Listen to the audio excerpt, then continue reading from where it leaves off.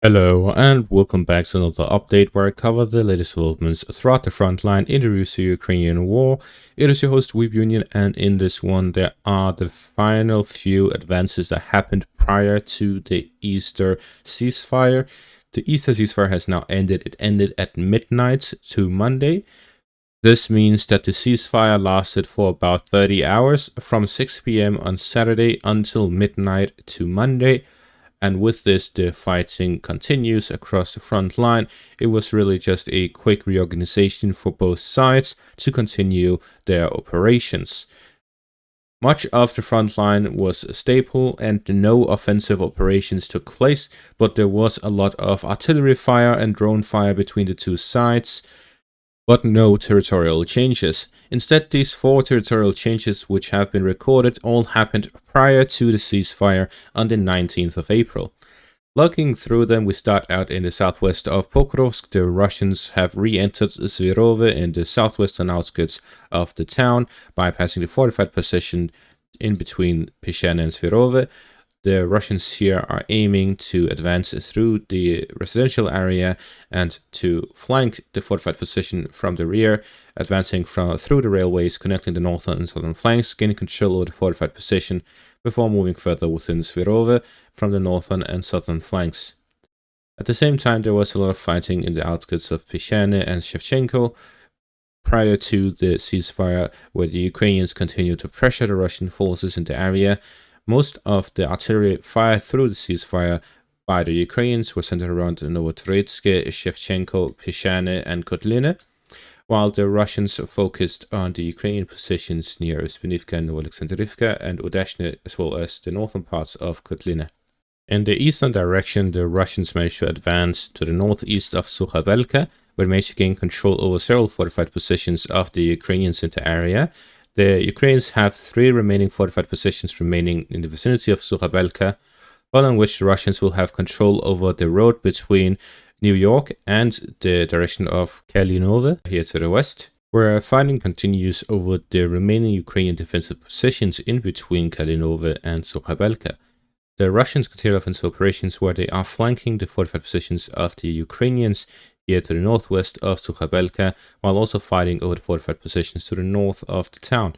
The Russians are doing a general advance from the eastern flank, where they're fighting through the fortified positions to gain control of the high ground and the eastern bank of the river line that moves through the northwest of Suabela. With the fortified positions on the eastern bank of the river line under their control, except for the final ones here in the northern outskirts of Suabela, the Russians will be able to continue offensive operations in the northwest of New York, west of Leonidivka, Novospassky, and Sherbinivka to gain control of the remaining fortified positions on the high ground to the west of these towns. While fighting also continues over the fortified positions in the western outskirts of Tretk, the Russians will look to put the 3 towns in a pincer, attacking them from the rear, cutting off their supplies, and gaining control over the high ground to the west, the fortified positions to the east, completely isolating the 3 towns from the remaining Ukrainian positions in the area, while also taking the geographical advantages under their control to siege these towns. At the same time, the Russians also managed to advance in the northern outskirts of Tretk, gaining control over some forest lines on the northern parts of Dashne, fighting within the town. As we see with this geolocated footage, the Russians continued their advances here in the northern flank of Tretk. Combined with the advance to the west of Tretk, the Russians are looking to gain control over the entire pocket by flanking their positions from the northwest and the northeast. At the same time, we see that there are several layers of fortified positions centered around the railways north of Tretk, which the Russians are looking to advance through to then flank the fortified positions to the east and west of it. The Ukrainians have themselves used this railway for their own offensive operations to gain a foothold within Druzhba and to flank the supply lines of the Russians into the city of Tretk. The Russians are here looking to secure the northern flank of Tretk and advance towards gaining full control over the railway all the way to Costantineka in the northwest. Their objective is to secure a supply line and advance a road towards the city itself, and to advance through these fortified positions. The Russians are here aiming to gain control over the river line along the western railway and the towns in that direction, all the way towards the reservoir, and gain control over the railway to the east at the same time.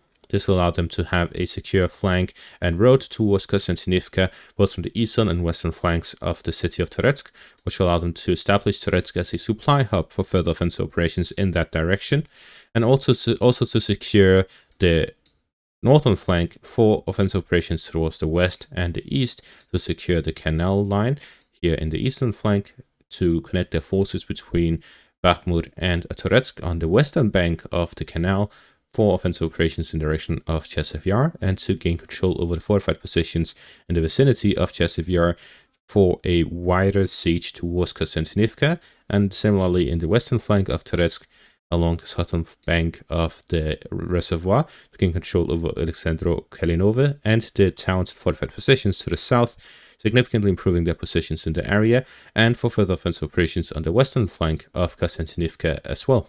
Although with the fortified positions on the high ground to the southwest of Costantineka, it is more likely that the Russians will use their efforts to advance across the highway between Pokrovsk and Costantineka, to then flank the fortified positions from the rear by gaining control over these towns on the western bank of the road, to advance alongside those positions and flank the fortified positions from the rear.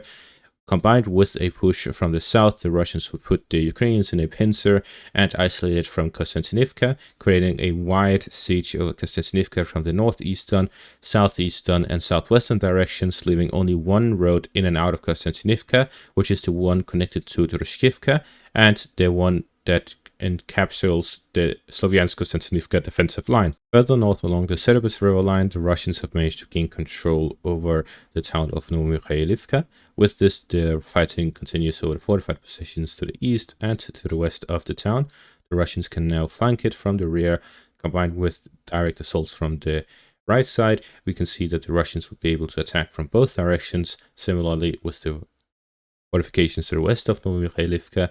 As the Russians continue offensive operations along the Donetsk and Lhanska regions here along the Severodonetsk river line, we see that the connection between the Luhansk and Donetsk region and the Kharkiv region to the north is alongside these fortified positions. The Russians are looking to gain control over both of these regions and advance in the direction of Losove, bypassing the Kharkiv region and reaching the Uskar river line. Now that we are at the end of the Easter ceasefire, we see that the offensive operations will restart. We'll likely see an increase of Russian offensive operations all across the southern and eastern section of the front line, as well as in the Sumy and Kursk regions, as well as the outskirts of the Belgorod region, where the Russians will look to regain full control over the Russian territory and enter into the Sumy region.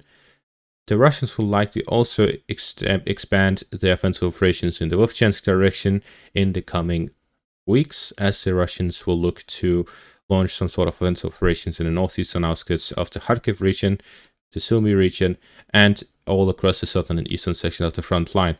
All of this is part of the upcoming summer offensive, where the Russians will be launching several offensives all across the front line, from the south in the Zaporizhia section, in multiple directions in the Donetsk region, as well as in the outskirts of the Luhansk region and across the Uskar river line.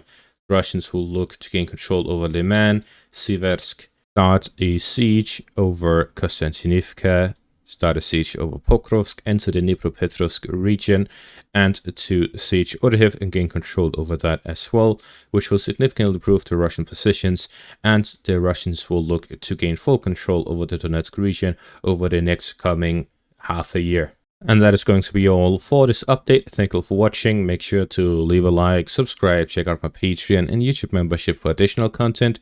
Thank you for watching and have a great day.